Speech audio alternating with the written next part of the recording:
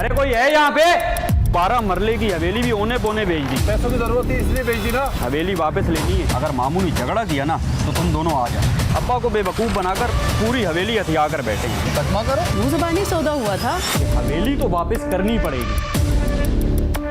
कहते हैं कि दोस्त वही होता है जो मुश्किल वक्त में काम आए, उसे किसी भी वक्त मदद के लिए पुकारा जा सके और अपना दुख दर्द बताया जा सके। फरीद भी नोमान के ऐसे ही दोस्तों में से था, लेकिन नोमान ने फरीद को कभी मुश्किल में नहीं डाला था।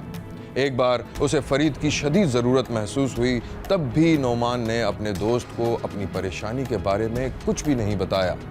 उसके बावजूद फरीद अपने दोस्त नोमान के इस तरह काम आया कि हर आंख नम हो गई। मैं हूं पारस मसरूर और आप देख रहे हैं कोई देखे न देखे, शब्बीर तो देखेगा। शब्बीर ने देखा कि नोमान अपने बाप के साथ मवेशी मंडी में मौजूद था। कुर्बानी के जानवरों की खरीदो फरोख्त जारी थी। दोनों बाप बेटे तख्त पर बैठे हुए थे। अब्बा मंडी बहुत सुस्त जा रही है यार, क्या करें? अगर सस्ते में माल बेच देंगे तो काफ़ी नुकसान हो जाएगा। अल्लाह बहुत बड़ा है बेटा, हमारे जो नसीब में होगा वो हमें मिलेगा, तू फिक्र मत कर। कैसी बातें कर रहे हो अब्बा? आपने मामू को 12 मरले की हवेली भी ओने पोने बेच दी थी। तो क्या करता, पैसों की जरूरत थी इसलिए बेच दी ना। कोई लिखत पढ़त भी नहीं की थी। बेटा एतमाद का सौदा था, एतमाद का। अभी आ गई लाइन।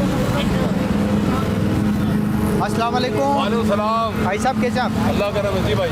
वो जो ब्लैक वाला जानवर है जी। वो आपका है? जी जी हमारा है। क्या मांग रहे हैं इसका? नोमान पैसे बताओ। बाबूजी आप डाई में ले जाओ।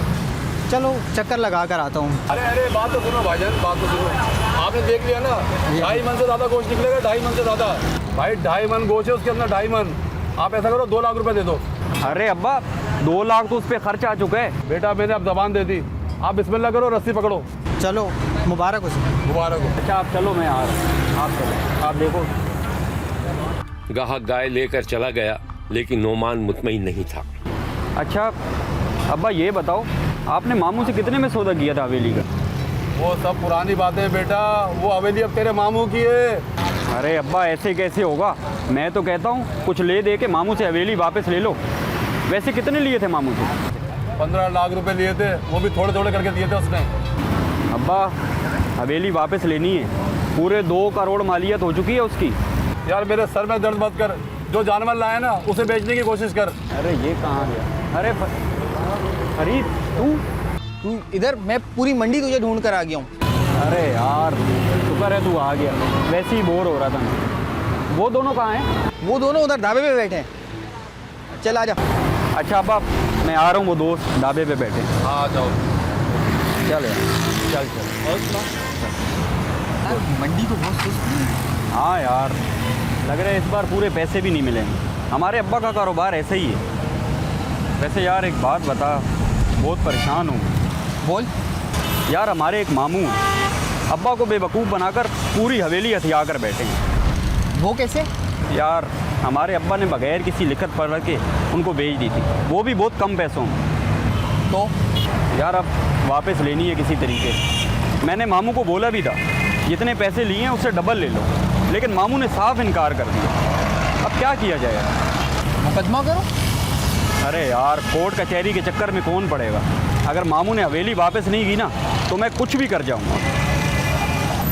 वो दोनों कहाँ हैं? यार इधर ही बैठे थे, अभी पता नहीं कहाँ चले गए। इधर ही गए होंगे, मंडी की सैर पे गए होंगे। चल वापस आ जाएंगे, जाएंगे कहाँ? चल आ जा। नोमान का अपने बाप से यही झगड़ा रहता था कि उसने रिश्तेदार को हवेली औने पौने दाम क्यों बेची और फिर कोई लिखत पढ़त भी नहीं की थी। फरीद उसका करीबी दोस्त था जिसकी उम्र मुश्किल से 20 बरस थी।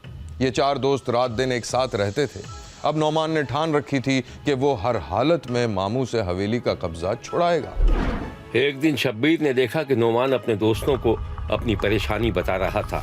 उस दिन उसका दोस्त फरीद मौजूद नहीं था। यार कब्ज़ा छुड़ाना है मामू से, मगर ये होगा कैसे? वो सब तुम मुझ पे छोड़ दो। तुम दोनों बस मेरे साथ खड़े रहना। अबे देख ले यार, कहीं गले ना पड़ जाए।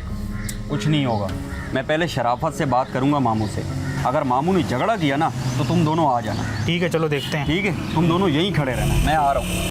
दोस्त एक महफूज मकाम पर छुप गए और नोमान हवेली के गेट पर पहुंच गया। गेट खुला हुआ था, नोमान अंदर दाखिल हो गया।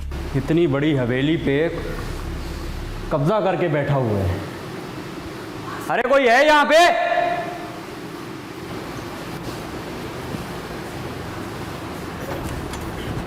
कोई है यहाँ पे? अरे नुमान भाई आप? मामू है घर पे? मामू तो नहीं है, और मोमानी? वो अंदर हैं। बुलाओ ज़रा।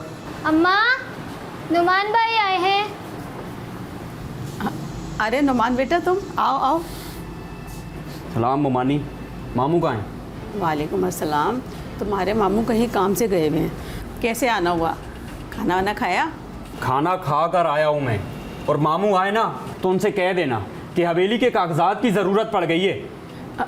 जहाँ तक मेरा ख्याल है कागजात पक्के तो नहीं थे, और तुम्हारे अब्बा से मुँह ज़बानी सौदा हुआ था। लेकिन अम्मा ने मुझे बताया था कि अब्बा ने कुछ कर्ज लिया था मामू से, वापस नहीं कर सके तो मामू ने पूरी हवेली पे कब्जा कर लिया। इसके बारे में तो मुझे कुछ नहीं मालूम। तुम्हारे मामू आए तो खुद ही पूछ लेना। देखो ना ममानी, आखिर हवेली है तो हमारी ही ना। और मामू से कह देना कि हवेली वापस कर दें, जो भी खर्च आएगा मैं दे दूंगा। भाई मुझे इसके बारे में कुछ नहीं मालूम, तुम खुद ही अपने मामू से बात कर लेना। वो मैं कर लूँगा, लेकिन आप मामू से कह देना कि हवेली तो वापस करनी पड़ेगी। मैं कह दूंगी, पर तुम धमका क्यों रहे हो? धमका नहीं रहा, इस बार सिर्फ बता रहा हूँ। कल फिर आऊँगा। खुदा हाफिज। नोमान बाहर निकला, फिर वो दोस्तों के पास जाते देखा गया। नोमान ने हवेली पर कब्जे की हर तरह की कोशिश कर ली, लेकिन कामयाब न हो सका। अब उसने एक खतरनाक मंसूबा बना लिया कि अब अगर हवेली खाली करवाने में मज़ाहमत हुई तो वो कत्लो गारत गरीब ही कर सकता है। इसी दौरान एक अलमनाक वाक़या पेश आ गया और नोमान तकरीबन टूट कर रह गया। उसका करीबी दोस्त फरीद अचानक लापता हो गया और फिर 2 दिन बाद उसकी लाश वीराने में पाई गई।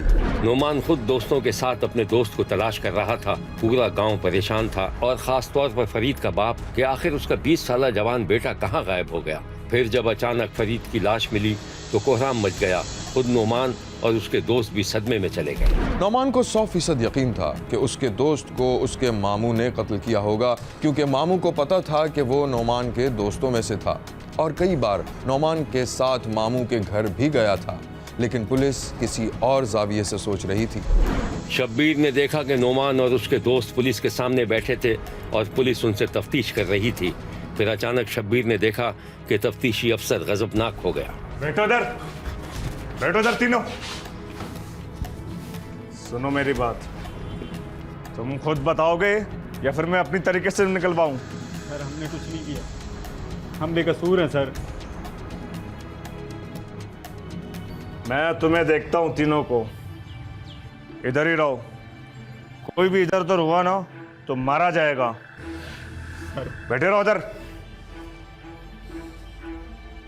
पुलिस को बहुत ज्यादा देर नहीं लगी। उन्हें जल्द ही इल्म हो गया कि फरीद का कातिल और कोई नहीं बल्कि उसका जिगरी दोस्त नोमान ही था, जिसने मुखालिफिन को फंसाने के लिए खुद अपने दोस्त को गोली मारकर लाश वीराने में फेंक दी।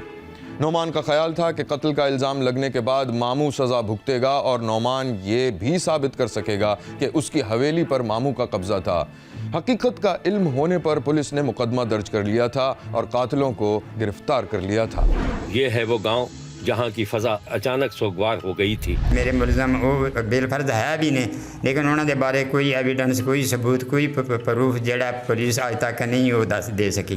तो लिहाजा मेरी गुजारिश है मरियम नवाज वज़ीर आला से और आई पंजाब साहब से, मैं एक मजदूर आदमी, मेरी मदद की जाए। पुलिस ने इस कत्ल के बारे में जो कुछ बताया था वो ये है। मुलजिम महताब है जो कि मकतूल का दोस्त था, ये और इसके साथ 2 हमराई मुलजिम हैं, एक नुमान और एक मुलजिम है जी नूर नबी। ये तीनों दोस्त थे। ये इनका आपस में को कब्ज़े का डिस्प्यूट था, तो कब्ज़े की डिस्प्यूट वाली जो जगह है ये उस जगह पे इसको लेके गए हैं अपना मकतूल को।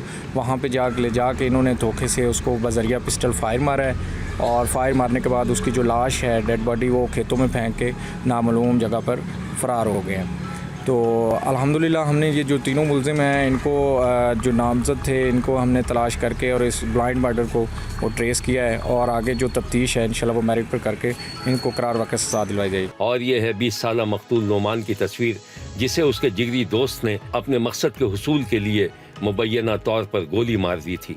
शब्बीर का कहना है कि कातिलों को सज़ा ज़रूर मिलनी चाहिए। देखते रहिए, क्योंकि कोई देखे न देखे, शब्बीर तो देखेगा। यहाँ लेते हैं एक छोटा सा ब्रेक। कहीं जाइएगा नहीं, हमारे साथ रहिएगा, क्योंकि कोई देखे न देखे, शब्बीर तो देखेगा।